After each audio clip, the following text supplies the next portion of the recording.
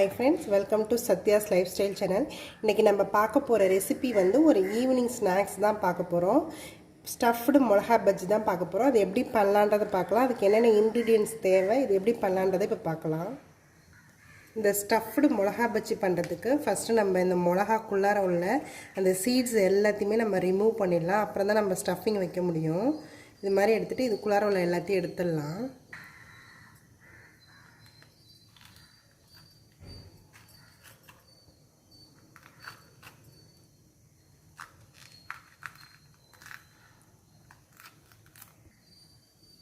இந்த மாதிரி உள்ள விதை எல்லாத்தையுமே நம்ம எடுத்துலாம். இது மாதிரி எல்லாத்தையுமே நம்ம எடுத்து வச்சுக்கலாம்.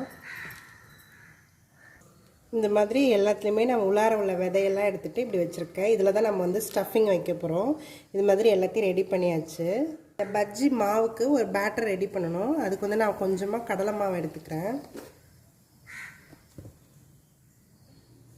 மிளகாத்தூள் கொஞ்சமாக போட்டுக்கிறேன். மஞ்சத்தூள் ஆட் பண்ணிக்கிறேன். அரிசி மாவு ஆட் பண்ணிக்கிறேன். சால்ட் ஆட் பண்ணிக்கிறேன். கொஞ்சமாக ஜீரகத்தூள் ஆட் பண்ணிக்கிறேன். கொஞ்சமாக பெருங்காயத்தூள் ஆட் பண்ணிக்கிறேன். இதில் நம்ம கொஞ்சமாக தண்ணி ஊற்றி, கொஞ்சம் ரொம்ப தண்ணியாகவும் இல்லாமல் ரொம்ப கெட்டியாகவும் இருக்கக்கூடாது, அந்த மாதிரி இது நம்ம கலந்துக்கலாம். இந்த மாவு ரெடி ஆகிடுச்சு. இந்த பேட்டர் நல்லா மிக்ஸ் பண்ணியாச்சு. இந்த திக்னஸில் இருக்கணும், அப்போ தான் அதுக்கு நம்ம கரெக்டாக இருக்கும். ரொம்ப கெட்டியாகவும் இல்லாமல் ரொம்ப தண்ணியாகவும் இல்லாமல் இது கரெக்டான இது. இப்போ இது ரெடி ஆகிடுச்சு. ஸ்டஃபிங் பண்ணுறதுக்கு நான் வந்து பொட்டேட்டோ வந்து பாயில் பண்ணி எடுத்துருக்கேன். இது நல்லா நம்ம மேஷ் பண்ணிக்கலாம். இதில் நான் கொஞ்சமாக ஆனியன் சேர்த்துக்கிறேன். மஞ்சத்தூள் சேர்த்துக்கிறேன். கொஞ்சமாக மிளகாத்தூள் சேர்த்துக்கிறேன். ஜீரகத்தூள் சேர்த்துக்கிறேன். ஆமச்சூர் பவுடர் சேர்த்துக்கிறேன். கொஞ்சமாக சாட் மசாலா சேர்த்துக்கிறேன். சால்ட் கொஞ்சமாக சேர்த்துக்கிறேன். இஞ்சி வந்து இந்த மாதிரி பீசஸாக கட் பண்ணி வச்சுருக்கேன், அதையும் ஆட் பண்ணிக்கிறேன். இது எல்லாத்தையுமே நம்ம நல்லா மிக்ஸ் பண்ணிக்கலாம். இந்த ஸ்டஃபிங் வந்து இப்போ ரெடி ஆகிடுச்சு. இது வந்து நம்ம இப்போ எல்லாத்துலேயும் ஒரு பஜ்ஜிலையும் நம்ம எடுத்து ஸ்டஃப் பண்ணலாம்.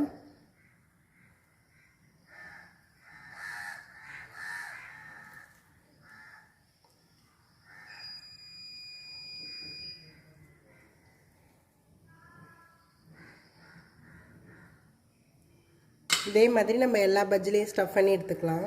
இந்த ஸ்டஃபிங் எல்லாமே ரெடி ஆகிடுச்சு. இதை வந்து நம்ம இப்போ பேட்டரில் அப்படியே டிப் பண்ணி எடுத்து ஃப்ரை பண்ண வேண்டியது தான். இந்த பஜ்ஜியை இதில் நல்லா டிப் பண்ணி இப்படி நல்லா அப்படி ரொட்டேட் பண்ணாலே எல்லா இடமும் நல்லா இந்த பேட்டர் அப்படியே கோட் ஆகிடும்.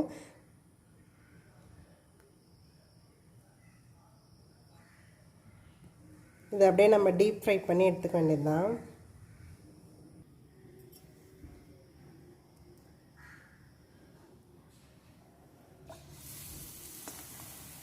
இது நல்லா நம்ம டீப் ஃப்ரை பண்ணி எடுத்துக்கலாம்.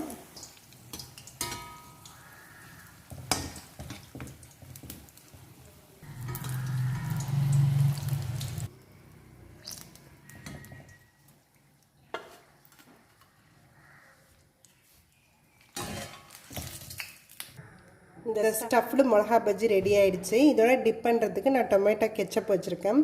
இதோட காம்பினேஷன் நல்லாயிருக்கும். இது வந்து ஒரு நல்ல ஈவினிங் ஸ்நாக்ஸ். இது உள்ளார நல்லா இந்த ஸ்டஃப்டோட இது நல்ல கிறிஸ்பியாக நல்லாயிருக்கும். இது ஒரு நல்ல ஈவினிங் ஸ்நாக்ஸாக இருக்கும். இது நீங்களும் ட்ரை பண்ணி பாருங்கள்.